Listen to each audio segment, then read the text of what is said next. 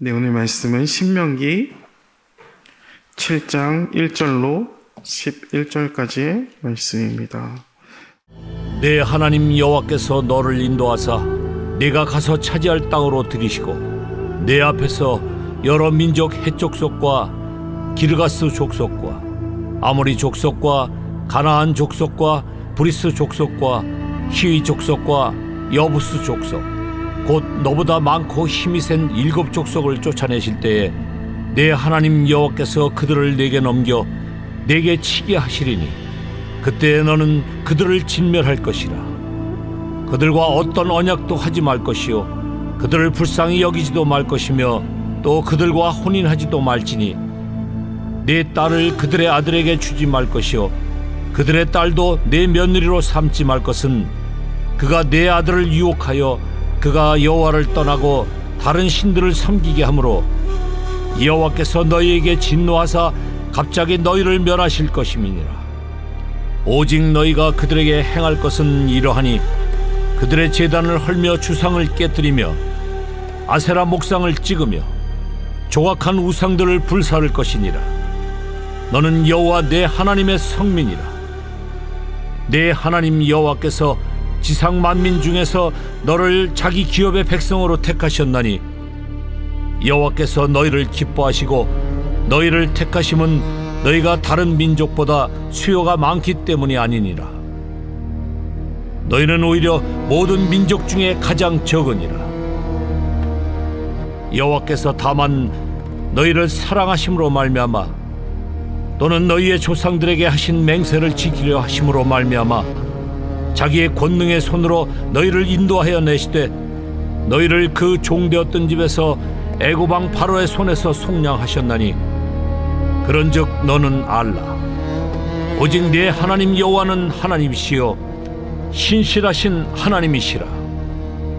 그를 사랑하고 그의 계명을 지키는 자에게는 천대까지 그의 언약을 이행하시며 인애를 베푸시되 그를 미워하는 자에게는 당장에 보응하여 멸하시나니 여호와는 자기를 미워하는 자에게 지체하지 아니하시고 당장에 그에게 보응하시느니라. 그런즉 너는 오늘 내가 네게 명하는 명령과 규례와 법도를 지켜 행할지니라. 아멘. 오늘 말씀은 특별히 두 주제가 있죠. 1절부터 5절까지가 이제 가나안 땅 가운데 진멸하는 내용이 있고요. 6절부터 11절까지가 하나님께서 이스라엘을 택하신 이유에 대해서 택하신 목적에 대해서도 또한 나오고 있습니다. 그러니까 1절부터 5절까지 내용은 가나안 땅의 심판을 받는 내용이에요. 7 족속이 있었고 그들 가운데 계속적으로 정복해 나가는 이스라엘의 모습은 하나님의 심판이었죠. 그들에게 행하는. 그래서 그들을 다 진멸해야 되고, 진멸을 이제 언어로 따지면 이제 헤렘이라고 해서 헤렘 전쟁, 정복 전쟁 헤렘 전쟁이라고 하는데 다 그냥 진멸하는 거예요. 어떤 것도 이런 모습을 보면서 어떻게 하나님 너무하시지 않나 이렇게 생각하실지 모르겠어요. 뭐 아이도 죽이고 여성들도 죽이고 뭐 군대뿐만 아니라 모든 민족을 싹 다 죽여야 되는 그런 전쟁에 대해서 하나님 너무하시는 분 아닌가라고 생각할 수 있는데 이 땅 가운데 하나님이 계속 두고 보셨죠. 창세기 15장 16절에 보면 아브라함의 내용이에요. 근데 그때 아브라함에게 뭐라고 말씀하시냐면은 너에게 이 땅을 줄 건데 아직 때가 안 찼다. 아직 아모리 족속의 죄가 다 차지 않았다. 그러니까 하나님은 아브라함 때부터 이 가나안 땅을 보고 계셨다는 거죠. 근데 보고 하다가 계속 참으셨다는 거죠. 기회를 주고 그 민족에 기회를 줬다며. 근데 그들의 죄가 지난주에 잠깐 말씀드렸듯이 애굽의 어떤 성적인 타락과 메소포타미아 지역의 타락을 같이 영향을 받으면서 굉장히 타락한 그런 땅 가나안 땅에 그런 일들이 재앙되어 있었고 그렇게 심판을 받을 수밖에 없는 그런 상황 가운데 있었다라는 거죠. 그래서 심판을 받을 수밖에 없었고 또 이스라엘 민족은 이들과 함께 해서도 안 되는 그런 메시지를 하나님께서 우리에게 주고 있다는 것이죠. 그리고 이후에 나오는 말씀은 이스라엘과 성도를 통해서 하나님의 사랑이 담겨져 있다는 거예요. 어떻게 하나님은 이스라엘을 사랑하고 계시는지를 나머지 6절로 11절 가운데 말씀해 주고 계세요. 그러니까 이스라엘 백성은 애굽의 노예였습니다. 그 민족이 하나님의 택하심을 받을 만한 민족이라서 택하심을 받지 아니하셨다. 그렇죠? 7절에 보면 모든 민족 중에 가장 적은 민족이다. 강력한 민족도 되지 못했다.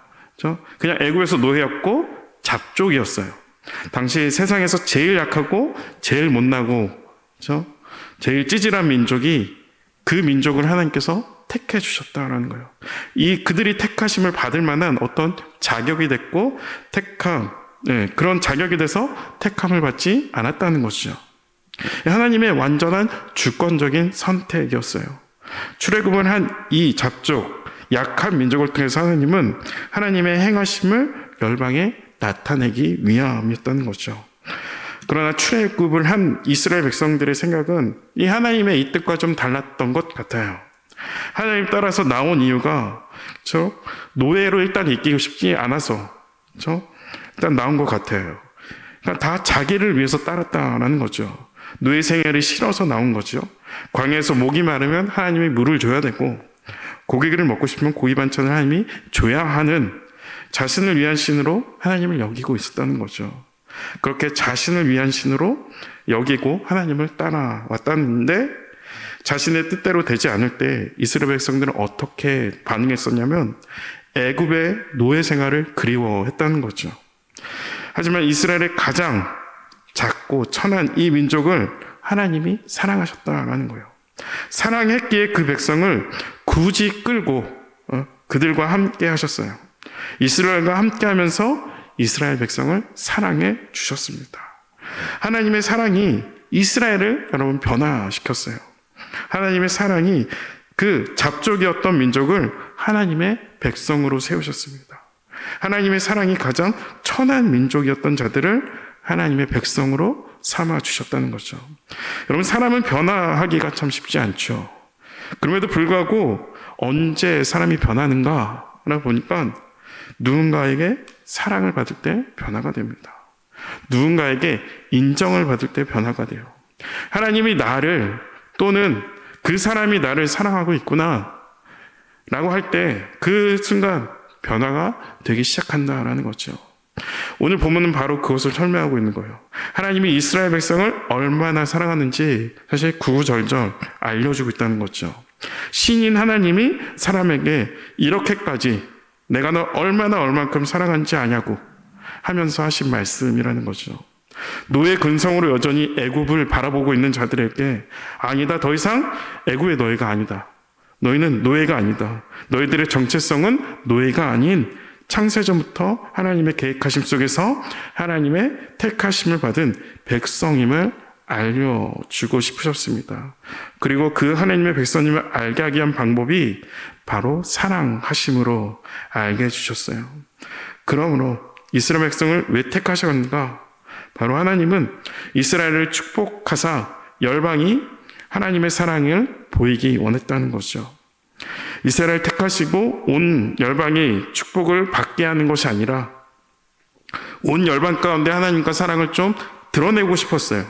근데 그 방법에 축복의 통로로, 그렇죠? 축복의 통로로 이스라엘을 택하신 것 뿐이었어요. 그러므로 이스라엘 통해서 열방이 축복받는 것이 되는 거죠. 그래서 열방을 축복하기 위해서 이스라엘을 먼저 택하신 그것뿐이라는 거죠. 택하신 이유는. 그러므로 예수님도 이 땅에 오셔서 또 사도들도 유대인들에게 너희가 선택받은 민족 아브라함 후손이라고 자랑할 필요가 없다. 자랑할 수 없다. 그렇죠? 그런 의미로 우리도 동의를 하다는 거죠. 로마서 5장 8절에 보니까 우리가 아직 죄인 되었을 때 그리스도께서 우리를 위하여 죽으심으로 하나님께서 우리에게 대한 자기의 사랑을 확증하셨느니라. 그러니까 우리의 택하심도 동일하다는 거예요. 열방의 하나님의 사랑이 전해지기 원하셔서 여러분 우리를 죄인이었던 우리를 죽었던 우리를 택하시고 살리시고 생명을 허락하시고 호흡을 주시고 교회로 성도로 삼아 주셨습니다. 오늘 말씀 7장에 보니까 7장 6절에서 8절 보니까요. 너는 여호와 내 하나님의 성민이라. 내 하나님 여호와께서 지상 만민 중에서 너를 자기 기업의 백성으로 택하셨나니 여호와께서 너희를 기뻐하시고 너희를 택하심은 너희가 다른 민족보다 수요가 많기 때문이 아니라 너희는 오히려 모든 민족 중에서 가장 적으니라. 여호와께서 다만 너희를 사랑하심으로 말미암아 또는 너희의 조상들에게 하신 맹세를 지키려 하심으로 말미암아 자기의 권능의 손으로 너희를 인도하여 내시되 너희를 그 종 되었던 집에서 애굽의 왕 바로의 손에서 속량하셨나니. 이후에 나오는 구절은 이와 같은 하나님의 사랑에 대한 이스라엘의 어떤 응답과도 같은 거죠. 그래서 너는 알라 오직 내 하나님 여호와는 하나님이시오 신실하신 하나님이시라. 그를 사랑해라. 그 사랑의 표현으로 내 말 좀 내가 준 율법에 순종해라 말씀하고 계시다는 거예요. 여러분, 하나님이 먼저 우리를 사랑하셨고 그 사랑의 표현이 애굽의 종된 자들을 가장 천한 백성이고 잡족이었던 그 백성을 하나님 백성 삼아 주셨습니다.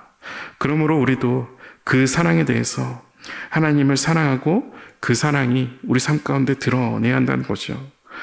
하나님께서 우리를 택하시고 기뻐하셨습니다. 하나님께서 우리가 약할 때, 죄인 되었을 때 택하셨어요. 그러므로 우린 그 어떤 것도 자랑할 만한 그 무엇이 없습니다. 그냥 택하심에 감사하며 우리를 택해 주신 하나님을 붙잡아야 하는 거죠. 언약으로 말미암아 우리를 택하시 주셨어요. 하나님의 신실한 분이시고 그 언약을 지키신 분이름을 다시 한번 우리에게 알게 하는 거죠. 그 언약과 하나님의 계획 아래 여러분 우리도 있다는 거예요. 오늘도 그 하나님의 사랑을 그 하나님의 사랑하심으로 말미암아 여러분 이 기도의 자리에 나올 수 있었습니다. 그 하나님을 신뢰하며 여러분 오늘도 한 날 잘 살아내는 저와 여러분 되시기를 축복합니다. 기도하겠습니다. 하나님 아버지 감사합니다. 이스라엘의 택하심을 바라보며 우리를 성도로 우리를 교회로 불러주심에 대해 다시금 생각하게 합니다. 애굽에 놓였던 가장 약하고 천한 자들을 하나님 백성 삼아 주심을 통해 우리 역시 죄와 사망으로 죽었던 자들을 불러주시고 그와 같은 우리를 하나님의 자녀 삼아 주심에 감사하며 오늘도 하나님의 부르심 앞에 합당한 한날을 살아낼 수 있길 하나님 인도하시고 우리와 함께하여 주시옵소서. 감사드리며 예수 그리스도 이름으로 기도합니다. 아멘.